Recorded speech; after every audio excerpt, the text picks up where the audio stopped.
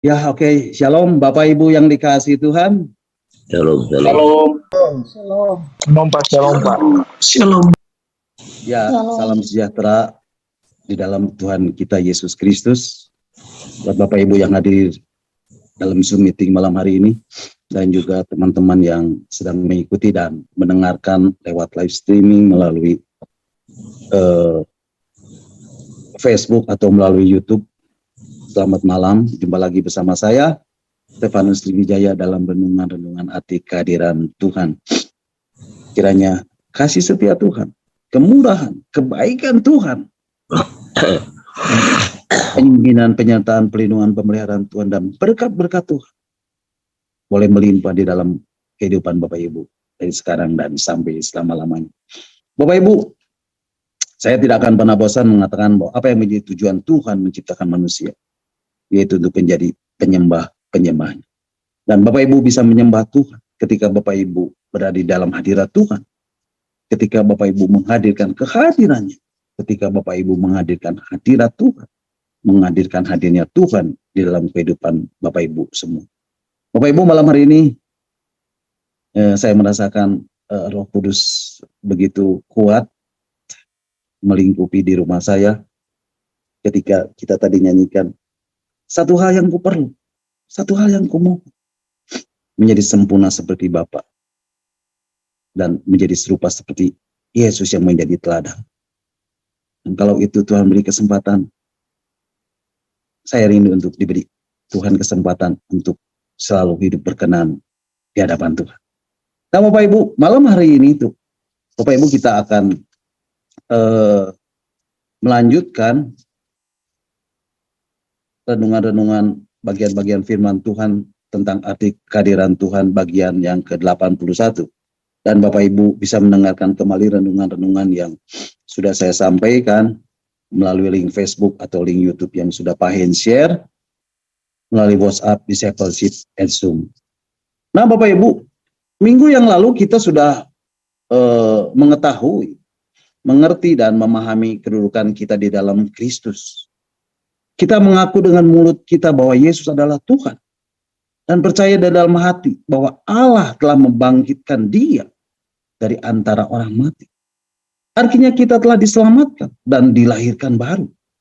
Dan di dalam Dia kita dibenarkan oleh Allah, sehingga hidup kita menjadi benar dan kita menjadi penyembah-penyembah benar. Dan kemudian Allah menaruh Roh-Nya, yaitu Roh Kudus di dalam kita, sebagai materai dan jaminan untuk mendapatkan semua yang telah disediakan Tuhan untuk kita. Bapak Ibu, malam hari ini kita akan melanjutkan dan merenungkan kembali bagian-bagian firman Tuhan tentang arti kehadiran Tuhan bagian ke-81 ini. Dan malam hari ini saya beri tema menyembah dalam roh dan kebenaran. Nah Bapak Ibu, siapa yang siap diberkati pada malam hari ini? Berapa banyak yang siap diberkati oleh kebenaran firman Tuhan malam hari ini? Katakan amin. Dan Bapak Ibu bisa lambaikan tangan. Haleluya, puji Tuhan. Nah Bapak Ibu, bagi saya tema ini sangat menarik untuk kita boleh mengerti dan pahami dengan benar. Karena tema ini seringkali dipertanyakan oleh banyak orang Kristen, orang percaya, anak-anak Tuhan, murid-murid Yesus. Ini adalah satu pertanyaan yang sangat klasik dan yang banyak diperdebatkan oleh orang-orang percaya. Dan ada beberapa aliran yang menjadikannya sebagai doktrin. Dan semestinya kita nggak usah memperbesar perpecahan karena cara pandang yang berbeda. Tetapi marilah kita saling melengkapinya sebagai satu kesatuan di dalam tubuh Kristus. Bapak Ibu, saya mengawalinya dengan pertanyaan, apakah yang dimaksud dengan menyembah di dalam roh dan kebenaran? Bapak Ibu, firman Tuhan ini tertulis di dalam Injil Yohanes pasal yang keempat ayat 23 dan 24. Ayat yang sudah tidak asing lagi buat kita, bukan? Nah, Bapak Ibu, mari kita lihat Yohanes pasal yang keempat ayat 23 dan 24. Dan Alkitab mengatakan, iya, tetapi saatnya akan datang dan sudah tiba sekarang bahwa penyembah-penyembah benar akan menyembah Bapa dalam roh dan kebenaran. sebab Bapa menghendaki penyembah-penyembah demikian. Allah itu roh, dan barang siapa menyembah dia harus menyembahnya dalam roh dan kebenaran. Nah Bapak Ibu, untuk menjawab pertanyaan apakah yang dimaksud dengan menyembah di dalam roh dan kebenaran ini, ada beberapa pendekatan atau pandangan akan ayat ini. Dan malam hari ini saya akan membahasnya secara kontekstual. Bapak Ibu, kalau kita melihat ayat-ayat firman Tuhan yang sudah kita baca ini, judul paling firman Tuhan ini adalah percakapan dengan perempuan Samaria. Dan ini berawal dari ketika Yesus melintasi daerah Samaria. Yang pertama Bapak Ibu, seharusnya tidak boleh dilakukan oleh seorang rabi Yahudi. Karena ini tradisi dari orang Yahudi. Mari kita membacanya di dalam Yohanes pasal yang keempat, ayat yang ketiga dan keempat. Injil Yohanes pasal yang keempat, ayat yang ketiga dan keempat. Di situ dikatakan, ia pun meninggalkan Yudea dan kembali lagi ke Galilea. Ayat yang keempat, ia harus melintasi daerah Samaria. Nah Bapak Ibu, firman Tuhan mengatakan, ia harus melintasi daerah Samaria. Mengapa harus? Harus apanya? Karena kalau secara geografis, pada waktu itu, kalau Bapak Ibu tahu tentang budaya Yahudi pada waktu itu, maka Bapak Ibu tahu, tidak harus orang itu melewati Samaria pada waktu mau pergi dari Yudea ke Galilea. Atau sebaliknya. Dan ini Bapak Ibu mesti mengerti dulu. Bapak Ibu, Yudea dan Galilea ini adalah provinsi. Dua provinsi milik bangsa Yahudi. Tetapi di tengah-tengah provinsi itu ada Samaria. Nah, mungkin Pak Ian bisa tampilkan gambar petanya, Pak. Supaya Bapak Ibu dapat lebih memahaminya lagi. Ya, oke. Nah, Bapak Ibu bisa lihat di dalam peta ini. Di situ tampak di antara Yudea dan Galilea, di tengah-tengahnya ada Samaria. Dan di sampingnya terdapat sungai Yordan. Nah, pada waktu orang Yahudi mau bepergian dari satu provinsi ke provinsi yang lain, dari utara ke selatan atau sebaliknya, maka mereka punya dua pilihan. Yang langsung jalan cepat, naik dan melewati Samaria. Atau mereka memutar menyeberangi sungai Yordan. Dan menurut catatan kuno, sebagian besar orang Yahudi memilih jalan memutar. Karena mereka tidak suka dengan orang Samaria. Mereka bermusuhan dengan orang Samaria. Dan mereka menganggap orang Samaria itu najis. Sehingga mereka tidak mau berinteraksi, bersentuhan dengan orang Samaria. Berarti secara geografis, Yesus tidak harus melintasi daerah Samaria. Seperti yang sudah saya katakan di awal tadi. Seorang rabi Yahudi tidak boleh melintasi daerah Samaria. Karena ini sudah menjadi tradisi dari orang Yahudi. Karena orang Samaria dianggap sebagai orang berdosa. Maka kalau seorang rabi melintasi daerah Samaria, ia dianggap najis. Bahkan yang bukan rabi pun, kalau dia seorang yang cukup fanatik dalam keagamaan, dia tidak boleh melintasi daerah Samaria ini. Tetapi mengapa Alkitab mencatat dan mengatakan, ia harus melintasi daerah Samaria? Yesus harus melintasi daerah Samaria. Bapak Ibu, ia harus. Yesus harus. Dan ini keharusan bukan secara geografis. Ini keharusan yang disebut oleh para teolog sebagai keharusan ilahi. Atau divine necessity. Nah Bapak Ibu, saya akan menerangkan maksudnya apa. Divine necessity. Seringkali itu muncul dari kata Yunani de atau ede yang berarti harus. Harus ini artinya begini Bapak Ibu. Allah punya rencana dan rencana ini harus digenapi. Nah, Yesus seringkali berada di tengah-tengah rencana itu dan harus menyelesaikannya. harus menyelesaikan, itulah yang disebut dengan keharusan ilahi atau divine necessity. Dan ini cocok seperti yang tertulis di dalam dan dikatakan di dalam ayat yang terakhir di dalam pasal ini. Mari Bapak Ibu kita akan membacanya di dalam Injil Yohanes pasal yang keempat ayat yang ke-34. Injil Yohanes pasal 4 ayat ke-34 mengatakan, kata Yesus kepada mereka, makananku ialah melakukan kehendak Dia yang mengutus aku dan menyelesaikan pekerjaannya. Bapak Ibu, saya suka dengan ayat ini. Yesus mengatakan melakukan kehendak Allah, menyelesaikan pekerjaan Allah adalah makananku. Nah Bapak Ibu, saya mau tanya, orang itu sebaiknya makan atau harus makan? Makan itu pilihan atau keharusan? Keharusan. Nah, kalau melakukan kehendak Bapa, keharusan atau pilihan? Keharusan. Kalau mengerjakan pekerjaannya, keharusan atau pilihan? Keharusan. Kalau mengerjakan pekerjaannya, keharusan atau pilihan? Keharusan.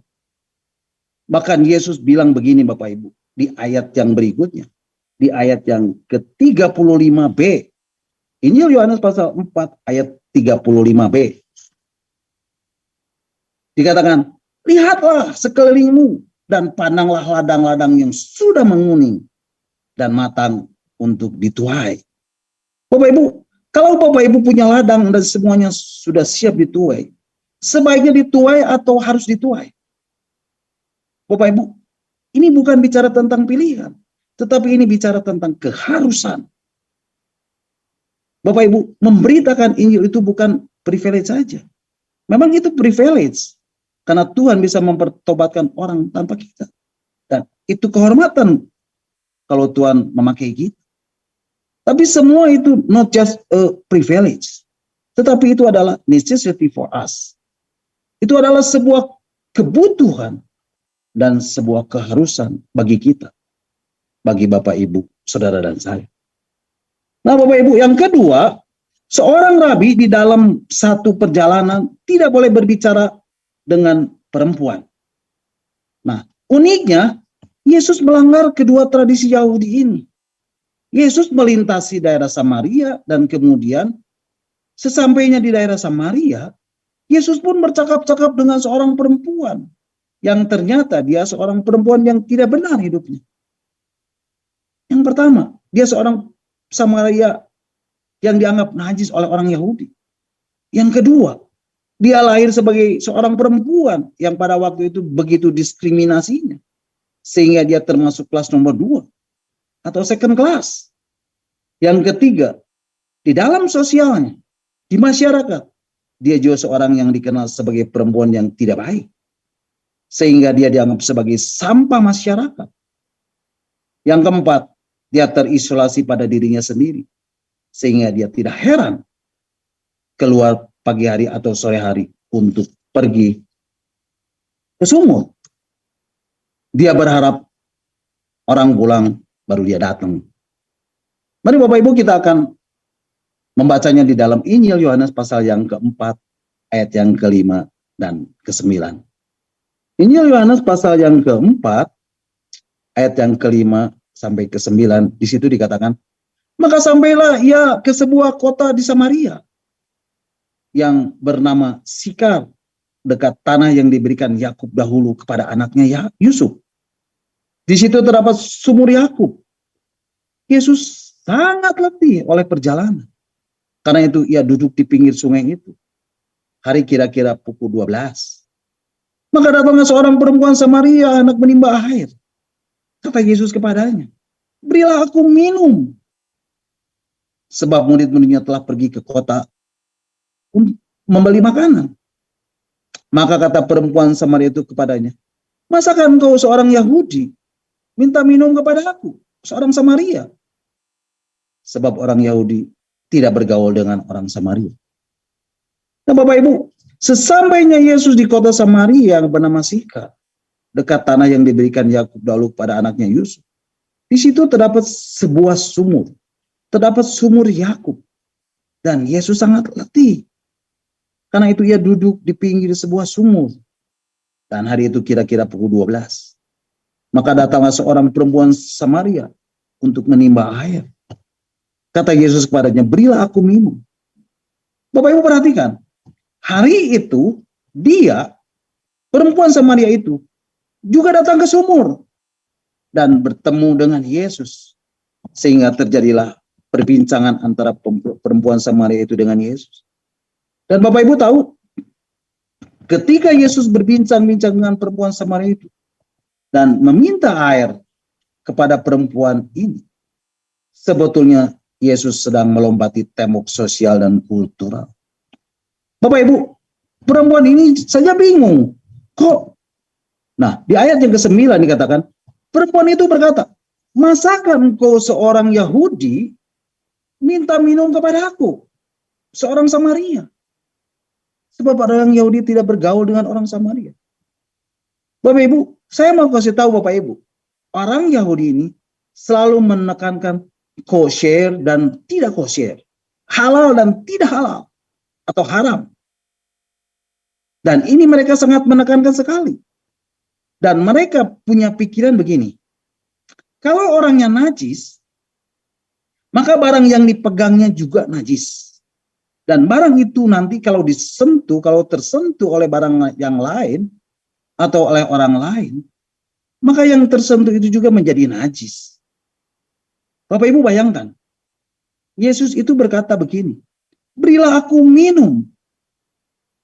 Artinya bukan air yang diambil, bukankah air yang diambil itu dari timbanya perempuan Samaria? Dan timba itu setiap hari dipegang oleh perempuan yang berdosa ini. Dan bagi orang Yahudi, nggak perlu kamu berdosa. Kalian orang Samaria saja sudah najis tangannya. Memegang timba lebih najis lagi. Jadi kalau Yesus minum air dari timba itu, berarti Yesus menjadi najis.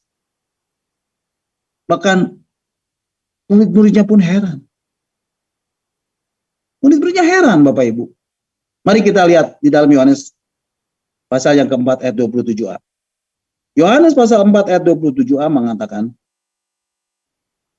pada waktu itu datanglah murid-muridnya dan mereka heran. Bahkan ia sedang bercakap-cakap dengan seorang perempuan. Bahwa ia sedang bercakap-cakap dengan seorang perempuan. Bapak Ibu garis bawahi kata heran ini. Kalau Bapak Ibu melihat saya bercakap-cakap dengan seorang perempuan, heran nggak? Nggak heran bukan? Kalau seorang pendeta bercakap-cakap dengan seorang perempuan, heran nggak? Nggak heran bukan? Tapi kenapa murid-muridnya ini heran ketika Yesus bercakap-cakap dengan perempuan ini? Karena budaya pada waktu itu, tradisi pada saat itu, seorang rabi, dan Yesus diakui sebagai kerabiannya. Bahkan oleh Nikodemus di dalam Injil Yohanes pasal yang ketiga. Dan seorang rabi tidak boleh berbicara dengan seorang perempuan. Apalagi ini perempuan asing. Tidak boleh Yesus berbicara kepada seorang perempuan. Menurut budaya dan tradisi orang Yahudi. Makanya ketika murid-muridnya melihat Yesus berbicara dengan seorang perempuan asing. Loh, kok Yesus berbicara dengan perempuan asing? Dan itu hal yang aneh bagi murid-muridnya. Nah Bapak Ibu, kenapa sih orang Yahudi dan orang Samaria ini bertengkar begitu hebatnya? Bapak Ibu, saya bisa berjam-jam menerangkan ini. Tapi saya akan membuatnya super singkat. Supaya Bapak Ibu bisa mengerti latar belakangnya. Dan ini penjelasannya panjang lebar. Karena ini menyangkut waktu yang berabad-abad. Bapak Ibu, ingat nggak? Samaria dan Yahudi ini, apakah Bapak Ibu tahu bahwa mereka memiliki nenek moyang yang sama? Nenek moyangnya adalah Yakub, Abraham, Ishak, Yakub. Lalu Yakub mempunyai 12 suku. Nah, 10 suku ini menjadi Samaria. Nantinya menjadi Samaria. Dua suku lainnya nantinya menjadi Yehuda atau Yahudi. Jadi kalau Bapak Ibu mau memahami pertikaian ini, Bapak Ibu harus menelusuri balik berabad-abad sebelumnya. Ketika kerajaan itu pecah menjadi dua. Salomo meninggal dunia dan kerajaannya pecah menjadi dua. Bapak Ibu, bagi Bapak Ibu yang tidak rajin baca Alkitab, pasti akan bingung. Ada dua kerajaan. Nah, itu orang yang tidak rajin baca Alkitab, Bapak Ibu. Jadi pada waktu Salomo, anaknya Daud itu mati, maka kerajaannya terpecah menjadi dua. Yang selatan namanya Yehuda, dan yang utara namanya Israel. Selatan 2 suku, sedangkan utara 10 suku. Nah, kedua kerajaan ini tidak selalu bersaudara, tidak selalu berteman, bahkan saling bermusuhan dan saling memerangi satu dengan yang lain dan berebut kekuasaan. Itu saja sudah menjadi benih-benih permusuhan. Lalu pada saat mereka dikalahkan oleh musuh, ini juga yang menjadi masalah.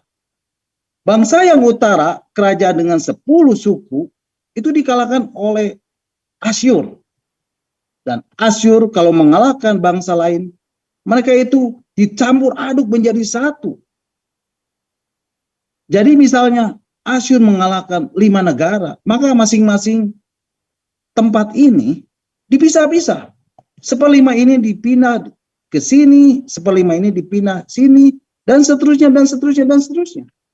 Semuanya diacak, sehingga tidak ada satupun jadi jajahan yang etisnya tunggal. Nggak ada. Semuanya adalah kawin campur. Begitu pula yang terjadi dengan bangsa Israel. Ketika kerajaan Israel dikalahkan oleh Asyur, lalu orang-orang dari luar juga dikalahkan oleh Asyur. Ditaruh semua di sana, disatukan, digabungkan, sehingga pada akhirnya jadi campur. Jadi bercampur. Dan mereka dianggap tidak murni. Dan banyak terjadi kawin campur. Maka kerajaan utara itu dianggap oleh orang-orang Yahudi, oleh orang-orang Yehuda. Yang di selatan itu begini. Kamu tuh orang Samaria. Kamu tuh bukan orang Yahudi.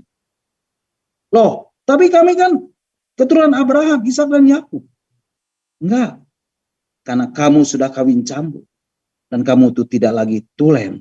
Tidak lagi asli. Tetapi Bapak Ibu berbeda dengan orang-orang yang dari kerajaan yang di selatan. Mereka tidak separah dibandingkan dengan kerajaan utara. Karena pada waktu kerajaan selatan dikalahkan oleh Babel, Babel membawa semua orang dari kerajaan Yehuda ke Babel. Jadi mereka punya komunitas. Dan komunitas itu komunitas sendiri. Mereka tidak kawin campur seperti kerajaan utara. Walaupun Maleaki menulis, Esra, Nehemia menulis bahwa mereka juga melakukan kawin campur. Tetapi itu karena pilihan mereka sendiri. Dan bukan dilakukan oleh semua orang Yahudi. Dengan kata lain pendeknya, orang yang dari selatan merasa lebih murni keyahudiannya daripada yang ada di utara. Dan Bapak Ibu ingat tidak? Pada waktu orang-orang yang ada di selatan dikembalikan Tuhan dari Babel, dari pembuangan Babel, mereka kembali ke tanah perjanjian. Dan mereka membangun tembok Yerusalem. Mereka membangun bait Allah. Dan orang-orang Samaria yang ada di situ mau ikut bergabung. Mencoba bergabung. Tapi langsung orang-orang Yehuda bilang, nggak boleh. Kita beda bangsa. Nggak boleh. Ditentang oleh orang-orang Yahudi yang ada di selatan. Lalu apa yang dilakukan oleh orang-orang Samaria? Itu Bapak Ibu. Orang-orang Samaria itu menghambat pembangunan itu. Jadi itu terjadi permusuhan. Nah, setelah mereka pulang dari pembuangan dan terus menjadi perselisihan, dan puncaknya menurut saya adalah ketika orang Samaria mempunyai tempat ibadahnya sendiri. Orang Yahudi punya tempat beribadah di Yerusalem, dan orang-orang Samaria mempunyai tempat beribadah di Gunung Gerizim. dan mereka saling mengakui Tuhan ada di sini, bukan di sana. Tuhan ada di sini dan bukan ada di sana. Penyembahan yang valid itu ada di sini dan bukan di sana. Lalu Bapak Ibu, sekitar 170 tahun sebelum Yesus datang, itu ada seorang pengusaha Yahudi, penguasa Yahudi yang memimpin pasukannya mendatangi Samaria. Mendatangi tempat beribadah orang Samaria di Gunung Gerizim. Dan tempat ibadah itu dihancurkan oleh orang Yahudi. Menimbulkan luka enggak? Luka Bapak Ibu. Dan ini adalah permusuhan-permusuhan yang ada. Sehingga ketika Yesus memberitakan dan menyampaikan anugerah keselamatan kepada perempuan Samaria ini, harus melompati tembok budaya dan tembok sosial ini. Supaya anugerah keselamatan ini sampai kepada mereka. Nah Bapak Ibu, mari kita lanjutkan dan kita akan melihat apa yang menjadi jawaban Yesus kepada perempuan Samaria itu ketika Yesus berkata, berilah aku minum. Dan kita akan membacanya di dalam Injil Yohanes pasal yang keempat, ayat yang ke-10 sampai yang ke-15. Injil Yohanes pasal yang keempat, ayat yang ke-10 sampai ke-15, di situ dikatakan, jawab Yesus kepadanya, jika engkau tahu tentang kasih karunia Allah, dan siapakah dia yang berkata kepadamu, berilah aku minum, niscaya engkau telah meminta kepadanya, dan ia telah memberikan kepadamu air hidup. Kata perempuan itu kepadanya, Tuhan, engkau tidak punya timba dan sumur ini amat dalam. Dari manakah engkau memperoleh air hidup itu? Ayat 12, adakah engkau lebih besar daripada bapa kami Yakub yang memberikan sumur ini kepada kami dan yang telah minum sendiri dari dalamnya, ia serta anak-anaknya dan ternaknya? Jawab Yesus kepadanya, barang siapa minum air ini, ia tidak akan haus lagi. Tetapi barang siapa minum air yang akan kuberikan kepadanya, ia tidak akan haus untuk selama-lamanya. Sebaliknya, air yang akan kuberikan kepadanya akan menjadi mata air di dalam dirinya, yang terus-menerus memancar sampai kepada hidup yang kekal. Kata perempuan itu kepadanya, Tuhan, berikanlah aku air itu, supaya aku tidak haus dan tidak usah datang lagi ke sini untuk menimba air. Nah Bapak Ibu, di sini Yesus memanfaatkan situasi konkret di mana Yesus berbicara kepada perempuan itu. Dan Yesus berbicara tentang air hidup. Dan ini merupakan hal yang relevan sekali. Kenapa relevan Bapak Ibu? Karena Yesus sedang berada di pinggir sebuah sumur. Dan tentunya di dalam sumur itu ada airnya. Dan saat itu hari sedang panas. Dikatakan Yesus berada di pinggir sumur itu kira-kira jam 12. Dan satu hal lagi, iklim di Palestina itu sangat panas sekali. Sehingga air itu menjadi begitu penting dan sangat penting. Dan air itu begitu berharga bagi orang-orang di daerah itu. Jadi ketika Yesus berbicara tentang air di pinggir sebuah sumur, itu sangat relevan. Dan bukan hanya relevan, tapi juga sangat menarik. Sehingga perempuan Samaria itu tertarik dengan perbincangan Yesus. Tertarik untuk berbincang-bincang dengan Yesus. Dan Yesus memberi tawaran seperti ini. Jikalau engkau tahu tentang karunia Allah, dan siapakah dia yang berkata kepadamu, berilah aku minum, niscaya engkau telah meminta kepadanya, dan ia telah memberikan kepadamu air hidup. Wow, luar biasa Bapak Ibu.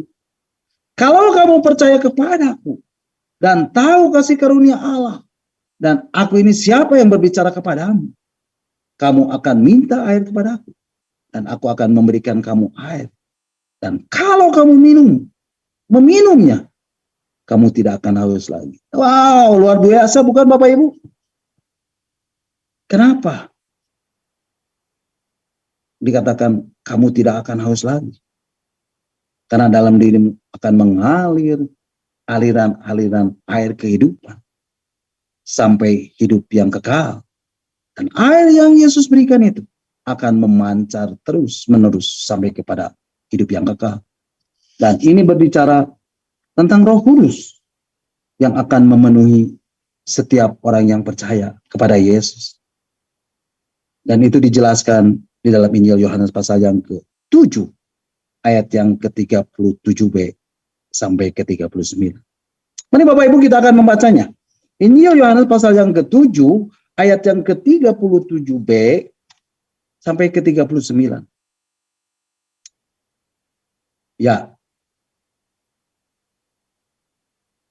Injil Yohanes pasal yang ke-7 ayat yang ke-37b sampai ke-39. Di situ dikatakan, Yesus berdiri dan berseru, barang siapa haus, bagilah datang kepadaku dan minum. Barang siapa percaya kepadaku seperti yang dikatakan oleh kitab suci, dari dalam hatinya akan mengalir aliran air hidup. Yang dimaksudkannya ialah roh yang akan diterimanya, yang diterima oleh mereka yang percaya kepadanya. Sebab roh itu belum datang, karena Yesus belum dimuliakan. Nah Bapak Ibu, bukankah perbincangan Yesus dengan perempuan Samaria itu menarik? Tetapi dalam hal ini, perempuan ini tidak mengerti apa yang sedang Yesus beritakan, yaitu Roh Kudus yang akan diam di dalam setiap orang yang percaya, yang di dalamnya akan mengalir aliran air kehidupan, yang di dalamnya akan memancar air yang terus-menerus keluar sampai kepada hidup yang kekal. Bapak Ibu, meskipun perempuan Samaria ini tidak mengerti apa yang Yesus maksudkan, tetapi perempuan Samaria ini tertarik dengan apa yang Yesus tawarkan. Meskipun dia mengasumsikannya sebagai air yang sesungguhnya. Kenapa Bapak Ibu? Bapak Ibu tahu? Karena dia itu kalau mau mencari air, dia harus pergi jauh. Jauh sekali untuk mendapatkan air itu. Dan Yesus menawarkan air itu. Kamu gak perlu jauh-jauh untuk datang ke sini. Aku memberi kamu air. Dan sekali kamu minum, tidak akan haus lagi. Dan ini sangat menarik sekali. Kenapa Bapak Ibu? Ingat Bapak Ibu, menimba air itu adalah momen yang paling menyakitkan untuk perempuan ini. Bapak Ibu, mengapa perempuan sama ini menimba air pada waktu tengah hari? Pada siang hari. Bukankah para perempuan bergerombol pergi ke sumur itu sore hari? Kenapa perempuan ini siang hari? Bapak Ibu tahu? Karena perempuan ini dianggap sampah oleh masyarakat. Sehingga dia tidak bisa berkumpul dengan perempuan-perempuan lain. Bapak Ibu, perempuan ini dianggap sampah, dan kalau dianggap sampah, orang-orang yang lain tidak mau kumpul lagi dengan perempuan ini Bapak Ibu. Jadi setiap kali dia harus pergi mengambil air, dia selalu ingat betapa kotornya dia, betapa hinanya dia.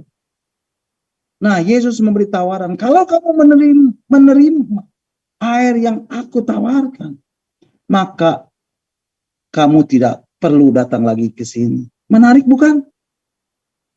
Dan bukan cuma itu Bapak Ibu. Sumur juga adalah merupakan sumber kehidupan. Dan sumur Yakub ini bukannya sebagai sumber kehidupan, tetapi menjadi kebanggaan bagi orang-orang Samaria. Jadi orang-orang yang hidup pada zaman itu, sumbernya cuma ada 3. Satu dari sungai besar, yang kedua oase atau sumber mata air, dan yang ketiga adalah sumur. Dan zaman dahulu, tidak semua orang mempunyai sumur. Sumur itu hanya satu dan dipakai oleh seluruh penduduk desa. Berarti sumur itu menjadi sumber kehidupan. Bagi masyarakat yang tinggal jauh dari sungai, bagi masyarakat yang tinggal jauh dari oase, maka sumur menjadi sumber kehidupan. Tetapi sumur Yakub ini bukan saja menjadi sumber kehidupan. Sumur Yakub ini juga menjadi kebanggaan. Oleh sebab itu perempuan itu berkata, Tuhan, engkau tidak punya timba, dan sumber ini amat dalam. Dari manakah engkau memperoleh air hidup itu? Adakah engkau lebih besar daripada bapak kami, Yakub, yang memberikan sumur ini kepada kami, dan yang telah minum sendiri dari dalamnya, ia serta anak-anaknya dan ternak. Nah Bapak Ibu, ini yang menjadi kebanggaan mereka, karena mereka sadar mereka ini sering dianggap remeh oleh orang-orang Yahudi. Tetapi mereka menyatakan dirinya, biarin orang Yahudi berkata begitu, tapi kita ini adalah keturunan Yakub. Dan mereka bangga sekali. Jadi Bapak Ibu, di atas semua ini, di atas semua sumber kehidupan dan kebanggaan dari orang-orang Samaria ini, Yesus menawarkan sumber air kehidupan lain. Barang siapa minum air ini, ia tidak akan haus lagi. Tetapi barang siapa minum air yang akan kuberikan kepadanya, ia tidak akan haus untuk selama-lamanya. Sebaliknya, air yang akan kuberikan kepadanya akan menjadi mata air di dalam dirinya, yang terus-menerus memancar sampai kepada hidup yang kekal.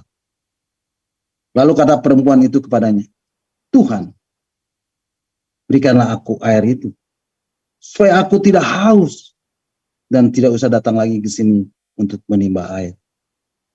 Bapak Ibu, Yesus menawarkan air kehidupan lain, yang di dalamnya akan mengalir aliran air kehidupan, yang di dalamnya akan memancar air yang terus-menerus keluar sampai pada hidup yang kekal. Dan itu adalah Roh Kudus. Roh yang akan diterima oleh mereka yang percaya kepadanya. Dan dialah Roh Kudus yang akan memulihkan hidup kita. Hidup Bapak Ibu, saudara dan saya. Nah Bapak Ibu, saya mau menaikkan satu pujian dengan judul Mengalirlah Kuasa Roh Kudus. Mari Bapak Ibu, kita akan naikkan pujian ini bersama-sama, dan kita akan memuji Tuhan. Mengalirlah kuasa Roh Kudus, mengalirlah di tempat ini, mengalirlah oh Roh Kudus, pulihkanku.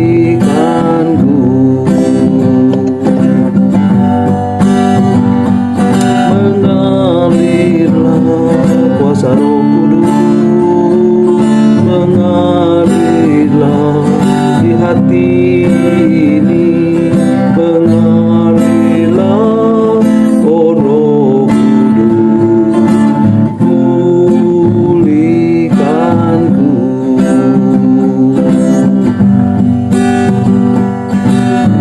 Bagaikan tanah kering yang merindukan air, demikianlah jiwaku haus akan Engkau.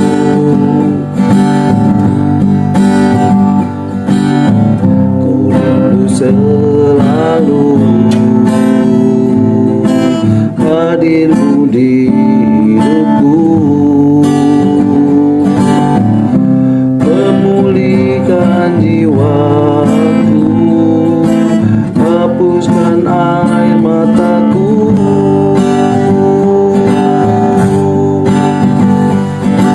Mengalirlah kuasa Roh Kudus, mengalirlah di hati ini, mengalirlah oh Roh Kudus, pulihkanku.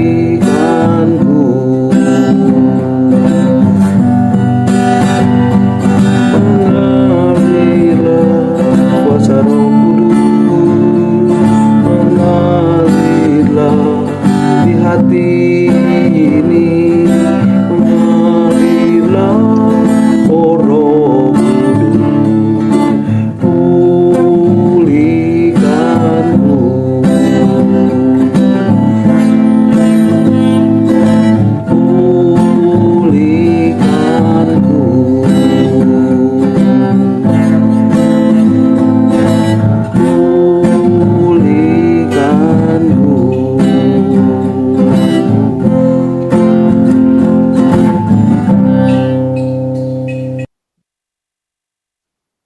Amin. Nah, Bapak Ibu, sampai di sini dulu renungan kita malam hari ini, dan minggu depan kita akan membahas ayat-ayat berikutnya dari Injil Yohanes pasal 4 ini. Dan saya mau kasih tahu ending dari kisah perempuan Samaria ini. Akhirnya perempuan Samaria ini dipulihkan hidupnya karena dia percaya kepada Yesus, dan Yesus memberikan air kehidupan itu yang mengalir di dalam hatinya, yang terus memancar keluar dan sampai kepada hidup yang kekal. Nah, perempuan Samaria ini, dia menjadi penyembah yang benar dan menjadi penginjil pertama wanita di daerah Samaria. Amin. God bless you all. Nah, Bapak Ibu, sampai di sini renungan kita malam hari ini, dan Bapak Ibu bisa mengikuti dan mendengarkan kembali renungan-renungan yang akan saya sampaikan minggu depan dalam Zoom meeting Evangelist Planner ini, dalam Zoom meeting Discipleship ini. Dan saya percaya setiap firman Tuhan, setiap kebenaran ini akan mengubah hidup Bapak Ibu Saudara dan saya. Dia adalah firman yang hidup, dia adalah firman yang kuat, dia adalah firman yang tajam yang menembus setiap dimensi kehidupan. Apapun, walaupun, sekalipun, bagaimanapun hidup Bapak Ibu Saudara dan saya. Percayalah, ketika Bapak Ibu Saudara dan saya mencari kerajaan Allah dan kebenarannya, maka semuanya akan ditambahkan pada Bapak Ibu. Amin. God bless you all. Nah, silakan Bapak Ibu, kalau ada yang mau menambahkan atau ada yang mau bertanya, nanti Pak Hens dan Pak Lepri yang akan menjawabnya. Amin. Tuhan Yesus memberkati. Puji Tuhan.